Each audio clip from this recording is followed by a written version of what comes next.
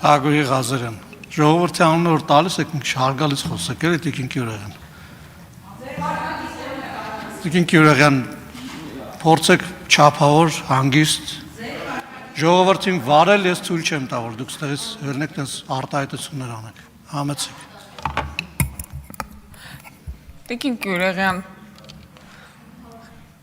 մեծ կին եք չեք ամաչում, դուրջ եմ ասում, ասենք տեղից ինձ ասում եք վանա, դու ինչ իրավունք ունես ներկայացնել խոյ համայնքի, ինչ իրավունք ունես խոյ համայնքի բնակչի անունից խոսել, ես այդ համայնքի բնակիչ եմ, ես ոնց որ գամ ասեմ, վանա, ես որպես կին կարծում եմ, որ այս նախագիծը ասում, դու ինչ իրավունք ունես կանանց անունից խոսես,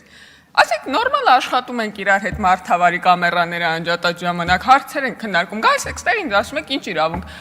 այդ համայնքի բնակիչ եմ, Տիկին Գյուրեղյան, եւ այդ համայնքի բնակչի ուր կորավ պատգամավորական ներկայացուցչությունը, ուր կորավ ներկայացուցչությունը,